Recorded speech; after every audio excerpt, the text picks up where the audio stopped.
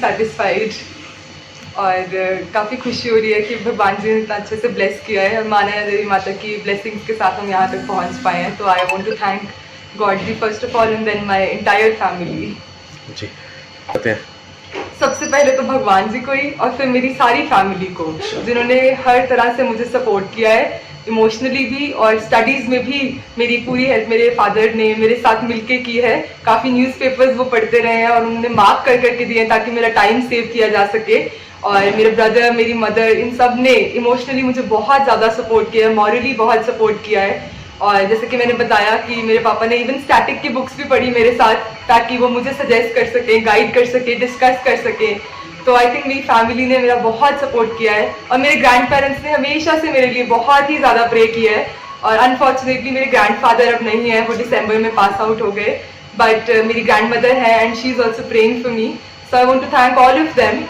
और उससे पहले मैंने 2019 में विनोद शर्मा सर से भी गाइडेंस ली, तो उन्होंने भी मेरा बेस स्ट्रॉन्ग करने में मुझे काफ़ी ज़्यादा हेल्प की, तो मैं उनका भी बहुत थैंक यू करना चाहूँगी। मैं यही कहना चाहती हूँ कि have faith in yourself, do not quit और रिफ्लेक्ट बैक ज़रूर करें whatever your mistakes have been. If you have not been able to pass through an attempt, तो डेफिनेटली कुछ मिस्टेक्स हमसे रह जाती हैं और वो करेक्ट हो सकती हैं, जैसे कि मैंने भी अपनी मिस्टेक्स के थ्रू ही अपने आप को करेक्ट किया है। सो रिफ्लेक्ट बैक करें, एनालाइज करें और हार्ड वर्क और स्ट्रैटेजी का एक कॉम्बिनेशन बनाएं। तो there is no substitute to hard work, but strategy also plays a very important role. तो जब ये दोनों मिल जाते हैं, फैमिली की सपोर्ट होती है, तो I think we can get whatever we want.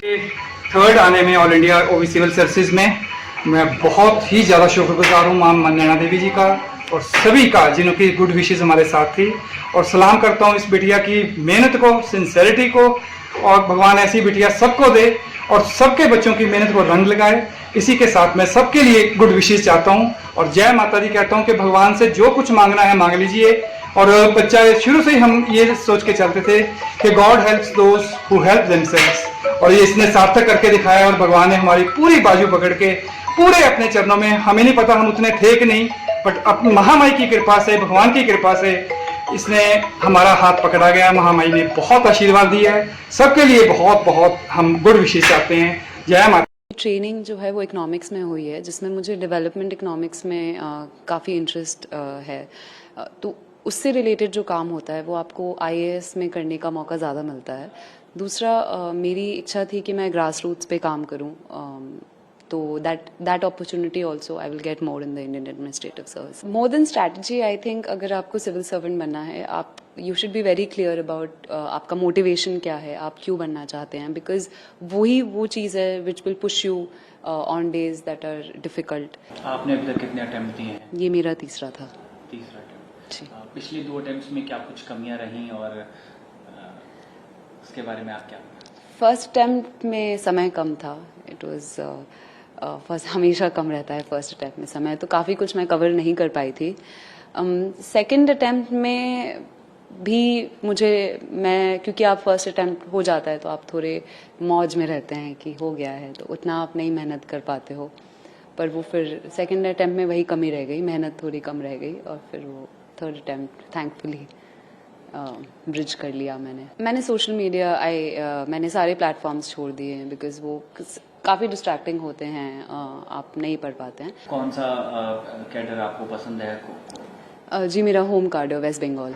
जैसे बाकी देश की समस्याएं हैं, गरीबी की, unemployment and climate change etcetera, तो ये इश्यूज अक्रॉस द टेबल हैं हर जगह, तो I would like to work on them. Subject आपने चूज़ किया?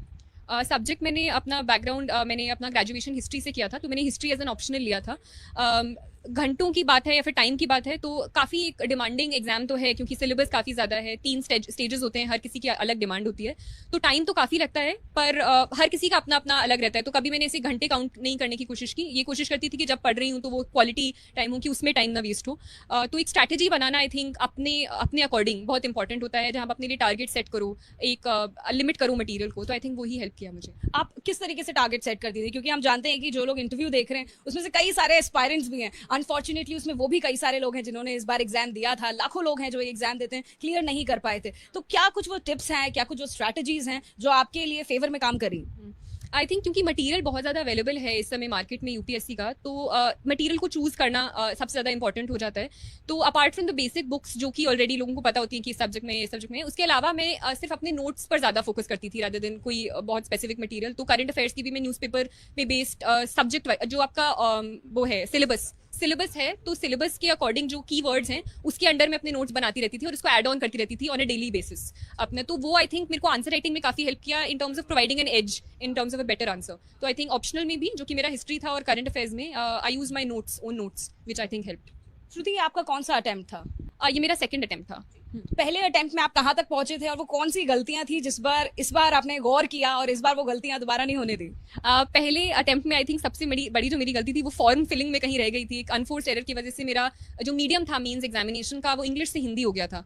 तो मुझे वो अराउंड 7 पेपर्स हिंदी में लिखने पड़े थे 3-3 घंटे के। तो वो एक मेजर इशू था जिसकी वजह से मैं 1 मार्क्स से रह गई थी इंटरव्यू कॉल के लिए। केवल 1 नंबर से रह गए थे? गई थी। तो इसलिए मुझे लगा कि आई थिंक अगर मैं इंग्लिश में करूंगी इस बार और थोड़ा अच्छे से करूंगी तो उम्मीद है कि एक अच्छी रैंक इस बार आ पाए। इंटरव्यू आपका कैसा गया था? इंटरव्यू एक्चुअली मुझे लगा था अच्छा जाएगा, मॉक्स भी अच्छे जा रहे थे, पर मैं इंटरव्यू के बाद इतनी खुश नहीं थी और मेरे कुछ दोस्त और मम्मी पापा आए थे तो मैं आकर इनफैक्ट रो दी थी इंटरव्यू के बाद। इतना ऐसे क्या सवाल आपसे पूछ लिए गए थे? मुझे लगा था कि थोड़ा फैक्चुअल बेस्ड हो गया था, मुझे थोड़ा कॉन्वर्सेशनल चाहिए था। तो मुझे मतलब मैं थोड़ा सेल्फ क्रिटिकल भी आई थिंक ज़्यादा हो गई थी और मुझे उम्मीदें शायद ज़्यादा थी। पर ये तो बाद में पता चलेगा कि कितने मार्क्स आए इंटरव्यू में, पर मैं इंटरव्यू के बाद थोड़ी मैं एप्रीहेंसिव थी कि शायद वो थोड़ा पुल डाउन। एक आध अगर सवाल आप बता दें हमें, क्या पूछे गए थे इंटरव्यू में? इंटरव्यू में काफ़ी कुछ ऐसे पूछा गया था, हिस्ट्री स्पेसिफिक चीज़ें पूछी गई थी। चंपारण सत्याग्रह, लॉर्ड मेयो का असैसिनेशन के बारे में पूछा गया था। उसके अलावा गवर्नेंस के बारे में क्वेश्चंस पूछे गए थे। मेरे स्कूल के बारे में, सरदार पटेल